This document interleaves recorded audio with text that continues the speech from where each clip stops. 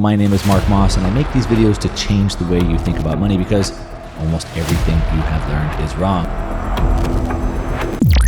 As someone who's, I guess about a decade ago, in the 2008 great financial crash, I got hit really hard. I had made a lot of money. I was in lots of different businesses, but I was all in on real estate in California, and it didn't work out super good.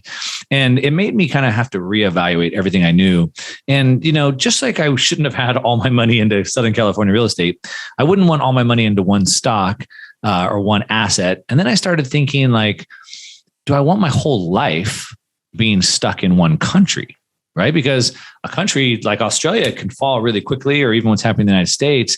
And do I want my whole life dependent on one country? And I started thinking about, money is all digital, right? I use wire transfers and debit cards and direct deposit anyway. What difference does it make if I have a bank account in Panama or a bank account in Singapore or whatever? And I started thinking about this kind of international diversification. And I guess that's something that you are teaching or kind of helping people think about. Yeah, definitely. And it's all aligned with just overall prepping mentality, but that's a very base level. And the way I got into that, I was an immigrant on my own, right? And I realized that having multiple driver licenses already helps me. Because in the US, I can show my Russian driver license to a cop and he's like, "Oh, I'm not going to send you a ticket to Russia.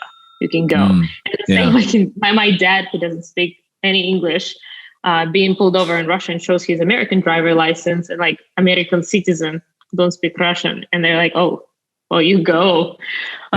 So it's you playing this jurisdictional arbitrage on a tiny level. And I was just slowly realizing that there must be a bigger scale to all that. And that's how I got into flag theory. So at this point, we all already accepted that none of the governments will give us the freedom we desire. Basically none of the countries give me that.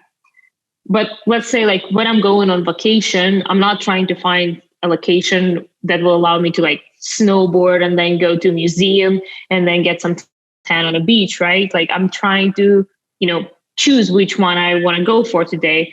As well as with groceries, I'm buying meat at the butcher shop, I'm buying veggies at the farmer market, and then ordering my sparkling water online.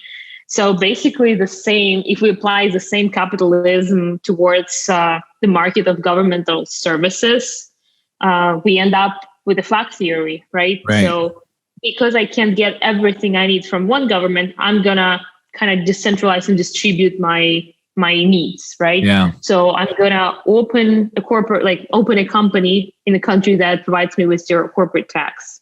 I'm gonna get my tax residency from a country that has zero capital gains, zero global income tax, as well as the country that doesn't track all my financial movements the way five countries do.